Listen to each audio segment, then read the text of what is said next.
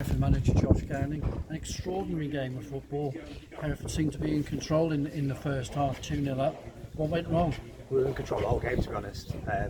But we can see the goal just for half time. They haven't contested once. Every goal is an individual error. When you see the goals, everyone bad clearance. It was really cost us a couple of goals. Terry obviously on the edge of the box. If you're going to do things like that, you're not going to win games of football. You go away from home and you score 3 goals, you expect to win the game. Yeah, those individual errors, do you feel that cost Hereford at least 2 of those goals? So, from a position of strength, it all went horribly wrong.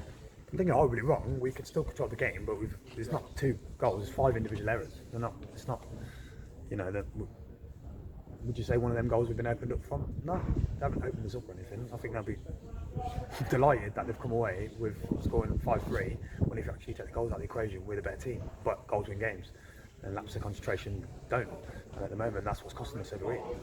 How much pressure will that put on Paul White now for his goalkeeping jersey? And did it affect the rest of the defence? There's a lot of pressure on everyone. The first goal we conceded before half time, when you're 2-0 up, you go in at 2-0 with a cushion, that don't help. And then you come on second half, and obviously it costs us 2 goals early on, and then it's flipped.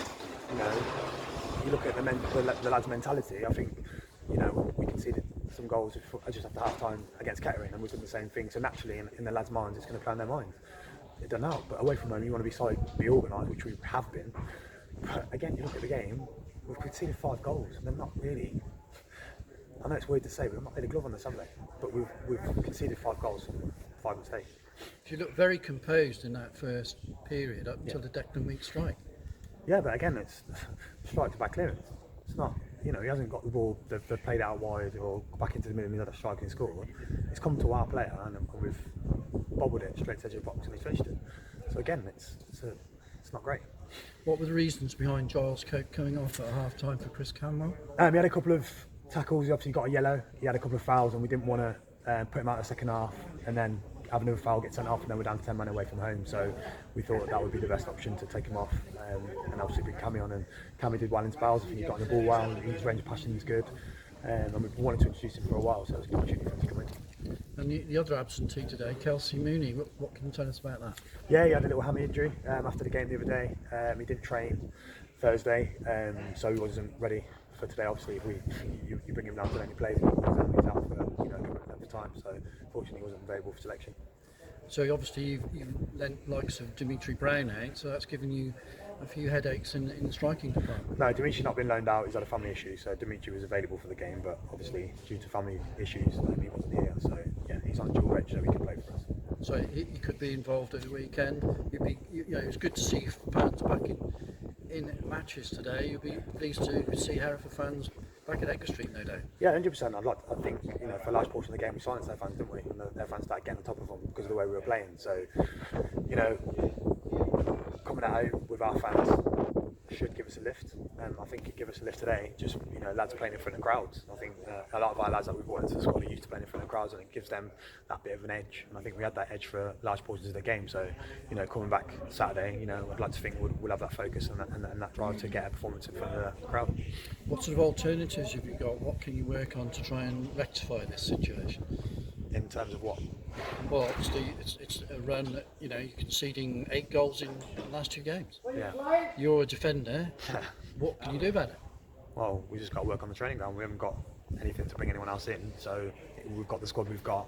Financially we can't bring anyone else in, so we've just got to work on things. But it's difficult as a defender when you're playing well, you're organised, you're structured, and then little things like that happen. It's frustrating. So we're gonna have to work on something a bit different, maybe looking at our focus levels, and things like that in training, because the structure of the team's pretty solid. I think we're organised. I think set pieces, both ends we scored from one today. In transition, when we're playing, we look good on the ball. So, overall, I'd like to think if you look at the games, we've probably been the best teams in most games we've played. But again, like you say, we've conceded a lot of goals in 2 games, which are individual errors. It's to say you've got to get back to that defensive shape and solidity that appeared to be in the Hereford defence right at the start of the campaign. Yeah. First away defeat, mustn't forget that. Yeah, of course. I know we've been undefeated, and obviously we've been undefeated in 3 as well, in the last 2 home games. But yeah, look, the shape's fine.